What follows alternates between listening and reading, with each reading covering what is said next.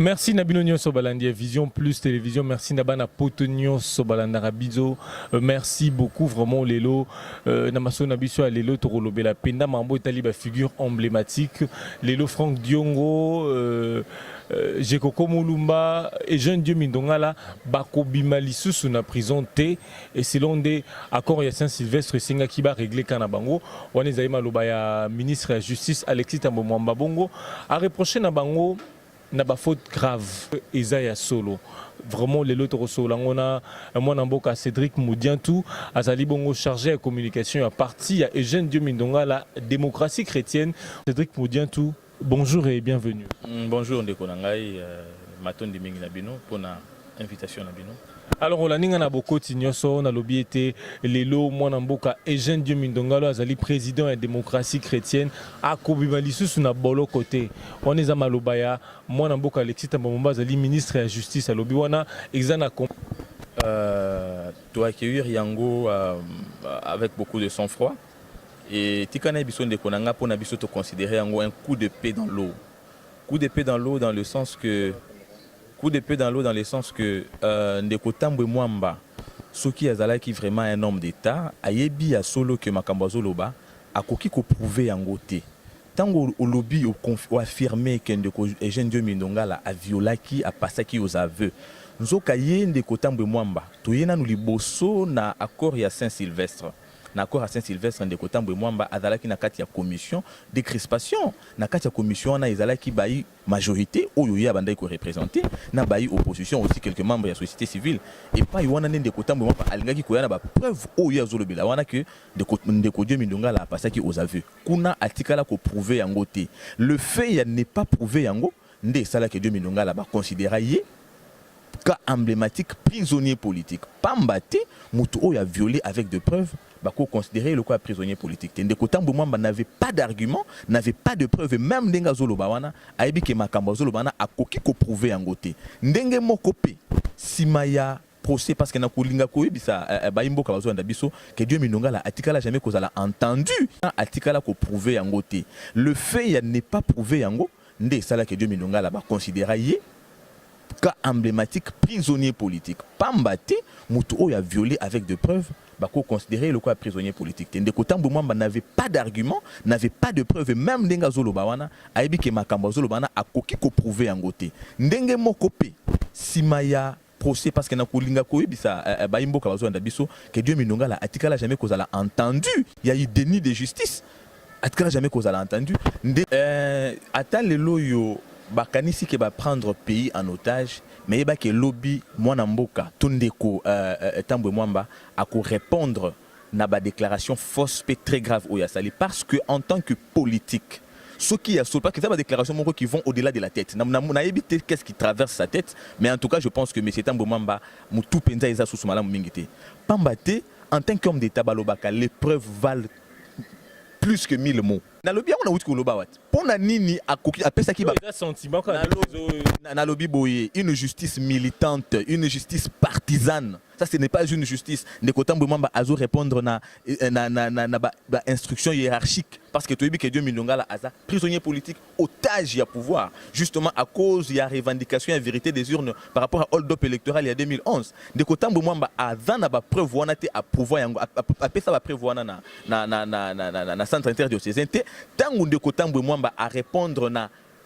procédure judiciaire si maya procès na bango déni de justice ya Cour suprême de justice Dieu Mindongala a sali plainte na niveau international na Conseil des droits de l'homme. Tambwe Mwamba ministre de la justice a représenté la République démocratique du Congo face à ba juge 18 juges au bazwa qui selon au coquet ko corrompre batu ya motindo wana te. Je pense que Ndeko Tambwe Mwamba c'est à ce niveau là qu'il devrait une fois de plus à présenter procès verbal ou bien procès verbaux puisque il y avait des annexes. Ndeko Tambwe Mwamba atikala ko présenter procès verbal wana te ya Ndeko Dieu Mindongala a passaki aux aveux. Yango tolobi que biso en démocratie chrétienne to yambaki yango comme un coup d'épée dans l'eau puisque c'est des histoires qui racontent qui ne viennent de sa tête. Tant ozolo ba que ba libérer 4000 prisonniers politiques Ndeko Nangai.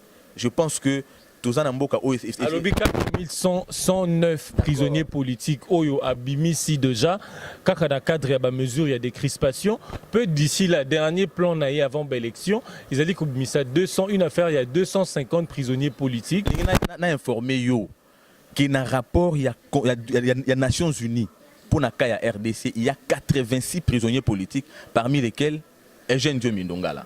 Vous comprenez? Azali membre, Azali ministre et gouvernement, où il a issu d'un accord à Saint-Sylvestre, dont le premier ministre est Bruno Tshibala. Bruno Tshibala na BBC, il a reconnu qu'en RDC, il y a des prisonniers politiques. À Tanga, parmi les 3 prisonniers politiques, d'ailleurs, il y en a 2, Eugène Diominde Ongala. Il y a Azali ministre et gouvernement, issu d'un accord à Saint-Sylvestre. Ce côté la nomination, nomination n'est pas que Azan nommé conformément à l'accord à Saint-Sylvestre. Tant il fallait qu'il y ait la ministre, accord à Saint-Sylvestre, c'est la Bible. Mais tu as un accord à Saint-Sylvestre, pour nous couper ça n'a pas poste et c'est pour nous résoudre crise. Pour la résolution de la crise, il fallait qu'il y ait notamment des crispations politiques. Maintenant, quand il faut résoudre la crise, qu'au procédé à des crispations politiques, on parle de l'accord de la Saint-Sylvestre. Donc le roi ministre issu de l'accord à Saint-Sylvestre, donc à tout violer, à tout yibi, à aux escrocs pour faux usage des faux. Il faut bâtir caillou parce que aux bénéficier grâce à l'accord à Saint-Sylvestre. Il ne suffit pas de dire, encore faut-il prouver. Ndekota mbumamba akopé sayo mukolo côté procès verbal, il y a aveu, il y a Eugène Diominde Ongala. Vous comprenez? Azan angote pour Isalité. Yango pour Nabiso Isali un non-événement. Nous n'avons même pas à. Quoique c'est des déclarations tellement graves, aucun de côté, un jour il va répondre de ça. Mais pour le moment, Toyambia avec beaucoup de sang-froid, puisque nous savons que c'est une justice manipulée, c'est une justice qui continue à tenir coup par rapport à intention à Bango Isali à nuire. Na combat ya Jean Diominde Ongala, mais nous tenons bon et puis nous savons que la victoire est de notre côté. Mais quand vous dites au lobby qu'un jour il va répondre à toutes ces déclarations là, pourquoi pas contre-attaquer dans un moment où parce que un jour on est comme il faut contre-attaquer dans une minute parce que comme vous estimez que Bozan a raison. C'est les moments de contre-attaquer. Contre-attaque, ou nous avons la justice, ou ils ont manipulé, on a informé. Vous avez justice internationale. Vous avez une démarche de justice internationale. La niveau à Libanda. Si c'est seulement si que Boza qui n'a raison. Plainte, il y a prise à partie. Il y a juge, il y a Cour suprême de justice. Tous les lois, ils ont traité. N'est-ce pas? Ils ont traité. Et tu as accumulé la plainte et belé, auto salina. Dernièrement, tout ça qui requête dans la Cour constitutionnelle, même pas une réponse négative. Et puis ça m'a été. Ils ont non traité les lois. Sur soi, donc il y a des dossiers mis à côté. Il y a preuve que quand il y a 2 millions là, il y a un harcèlement politico-judiciaire. Vous comprenez?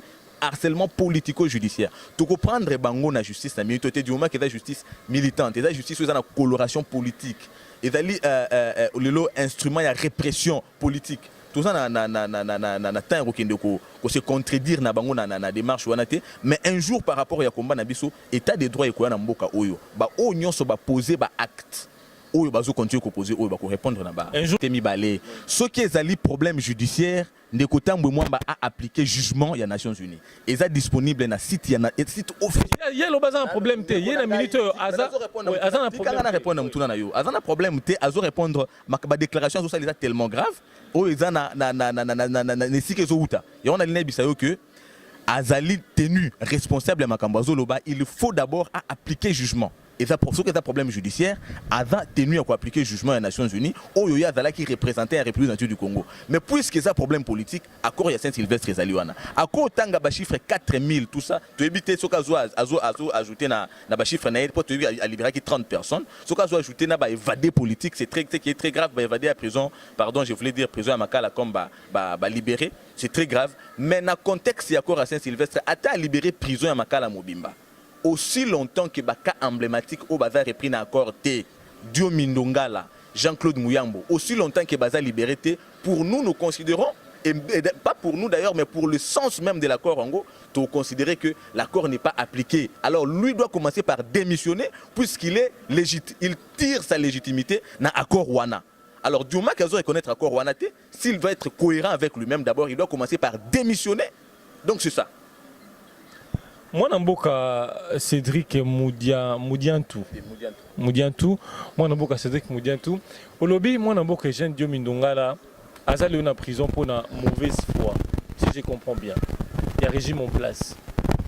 je ne pense pas qu'ils ont raison au côté ça n'a pas internet bazar kolanda biso expliquer biso manuel la biso penda pourquoi moi namboka Eugène Dieu Mindonga la lelo aza kolia vungule mwana mboka Eugène Dieu Mindonga la lelo azolia vungule dengo lobi na prison aza na mouroir wana ya prison ya makala parce que simaya tricherie à grande échelle il y a ba élection en 2011 oyebi kende ko Dieu Mindonga la aboyaki ko cautionner nazo toyeba que non eza pona tricherie là na répondre aboyi ko cautionner ba institution issue na fraude électorale d'ailleurs a sacrifié siège na ye en tant que député à côté à lobby a kende ko légitimer yango te pe a commis ko ça la mobilisation en population congolaise par rapport ya ba institution wana ozalaki non crédible par rapport ya hold up électoral wana maintenant par rapport ya combat na ye pour la vérité des urnes, un combat qui faisait très mal au régime. Sur le plan politique, c'était Ezaki intouchable. Il n'y avait pas moyen de le toucher puisque Ezaki n'a sens nango. Il fallait créer un montage judiciaire pour étouffer le combat wana et puis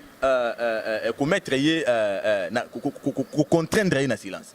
Cause principale, il n'a jamais violé, il n'y a jamais eu de preuves, même d'ailleurs sur identité. Il y a Baoyo, il n'y a jamais eu de rapport entre Bango et Papa présenté qui identité d'abord, il y a Bango Moko qui est tellement controversé. Il n'y a jamais eu de. Le gouvernement, en fait, le pouvoir a manqué de preuves à fournir par rapport à l'accusation contre Ndeko Dieu Mindonga. Donc, Tolingi Kebaimbo Kabazo Ndabiso, na diaspora, tout na Katambo Kaba comprendre que le problème de Dieu Mindonga, c'est son combat pour la vérité des urnes, son attachement à Étienne Tshisekedi, Nde Yangwane Salaki, pouvoir, après la montage, wana, ba mettre na prison et pas se retrouver le lot, mais biso démocratie chrétienne parti naie, tolobi ke eza atamu kete cause ya biso to lemba, to continuer combat oyo kapambate au coquille ko tenter ko éliminer combattant Mende Balobara Lopoto son combat lui survivra. Nous sommes là, nous sommes en train de poursuivre le combat et puisque aussi bien au niveau national qu'au niveau international devant le droit, nous avons raison,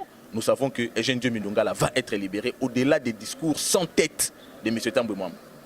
Nous qui est parti à Eugène Dieu Mindonga la démocratie chrétienne et Zali d'abord très bien organisé et ils ont tenir aujourd'hui activité nango à travers le pays avec beaucoup de succès. Nous avons un secrétaire général qui s'y prend. Il y a combien de députés? Par rapport à la tricherie en 2011. Que aujourd'hui la démocratie chrétienne, comme toujours, ils allaient parti ils allaient na considération et na ancrage politique incontestable. Vous comprenez, nous continuons à nous organiser et nous nous sommes toujours battus pour la tenue des élections. Mais la tenue des élections, des bonnes élections, c'est ça d'ailleurs la cause principale. Il y a encore à Saint-Sylvestre. La démocratie chrétienne a cause à la foot d'avance. La foot d'avance, c'est le pouvoir d'ailleurs. Puisque le pouvoir a la foot d'avance, déjà, Kayebi, avec tout ce qu'il a fait depuis 17 ans, dans un bilan représenté le peuple congolais. Alors, mécanisme de convaincre le peuple congolais à travers un bilan exact, des foot d'avance. Nous avons un discours. Nous avons lutté pour les valeurs. Nous avons un discours. Nous avons combattu les antivaleurs. C'est ça notre discours et le peuple continue à nous faire confiance. Mais parce que combat Nabiso et aux la contradictoire que Dieu Mindonga là à combattre les antivaleurs en 2011 à côté Naboloko, les lots qui ne cautionner tricher qui na schéma bazo présenter biso ya seni aux ali corrompus alors que accord o mettre biso nyonso d'accord par rapport à un processus électoral ils a respecté to qui ne kolukanine to qui ne cautionner tricherie même pas de consensus sur o ba benga machine à voter ils ont représenté l'électorat à Kabila. Démocratie chrétienne azo s'inscrire dans la logique où nous sommes prêts à affronter les élections, mais il faudrait d'abord tout bandako respecter l'engagement autour qui la classe politique vis-à-vis de la population. Donc c'est cela qui va être pour nous en fait un gage. Il y a crédibilité à la processus électoral. Démocratie chrétienne de Mindonga là, démocratie chrétienne très bien. Il y a mouvance présidentielle dans le Parlement parce que le but qui est tant que tout ça la bouillée ou tant que ma opposition puis bazana gouvernement.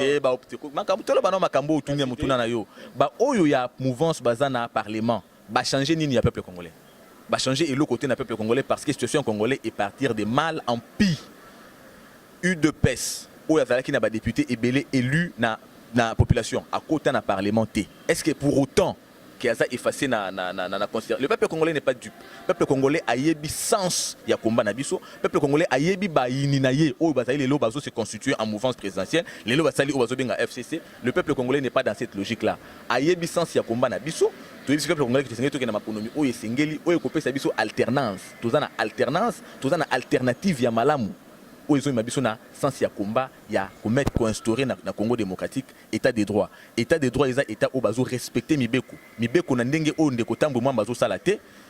Il y a justice moko militante bazo mettre ba juge na bango tout à fait ba militant il y a ba parti na bango tu ba idéologie na bango pour se maintenir au pouvoir. Nous sommes dans un combat pour instaurer un état démocratique où le respect des droits de l'homme est vraiment une valeur à respecter. Mon mboka Cédric Moudiantou to komi penza na suka maso na biso alelo au lobby que bozana posa élection ils crédible. Yango boboyi ba pono mezali koya parce que za mapono selon bino quand on a une ngaza caisse de résonance il y a majorité présidentielle il y a régime en place c'est ce que vous constatez et puis belé ya bande ko na bino opposition ba boyi machine à voter alors question ngizali koyeba o évoquer alternative remède nini de la démocratie chrétienne et koki ko proposer na ba imboka pour na toke na maponomi ozali crédible penza ya solo remède ya munene ya mutuya pour na toke na maponomi o ezo mettre peuple congolais d'accord o ezo établir confiance entre les acteurs politiques yambo ezali ko appliquer ba mesure de décrispation yango ezali symbole même ya application ya accord ya Saint-Sylvestre application ya accord à Saint-Sylvestre ezali te potambo mwamba azala ministre application à Saint-Sylvestre accord à Saint-Sylvestre ezali poète crise o ezalaki politique et à la résolu notamment libération des prisonniers politiques ou bien dans l'ensemble application il y a chapitre 5 aux consacré chapitre 5 qui est accord wana aux consacré ba mesure de décrispation yango ndezali na otuni mutuno bengi yango remède yango ndezali remède monene o ya ko pesa poete to za la biso nyonso na kati ya logique ya kokena maponomi oyo tobundeli oyo tokotelaki na accord bino machine à voter tali binoté na lobby et jeune Dieu ndonga la bimanenga na prison c'est tout na ebité soko landa mam nazolo baba machine à voter yango ezo représenter électorat ya Kabila ezo représenter électorat ya machine à voter té ezo représenter électorat ya FCC bazana na population ko voter bango te machine à voter déjà ezali ba programmation basali na kati po ete ba tripoter ba élection ndenge toujours autrefois ezalaki ba bulletin basalaki ba bourrage des urnes baloyo bamoni que peuple congolais à comprendre déjà ba na machine à voter pour basala ndenge basali ba programmation na bango bimisa ba candidat na bango toko kende na maponomi jamais avec cette machine là wana toko tikala jamais qu'on se compromettre nous n'irons jamais aux élections avec cette machine à voter qui n'est même pas prévue dans la loi électorale. Il faudrait que nous apprenions finalement à nous conformer au texte. Cher ami, il y a toujours une limite à raconter les âneries. Alors, je pense qu'il est temps de respecter le peuple congolais et de se respecter. Merci beaucoup, mon amboka Cédric Moudiantou, Azali Bongo, chargé de communication et démocratie chrétienne, parti à Eugène Dieu Mindongala, Azali à prison, donc nous sommes des cœurs avec lui. Merci également Nabino Banson, Bozui, Libakou, Yakolana Bisso Nanzele, Télé Nabino Vision Plus Télévision.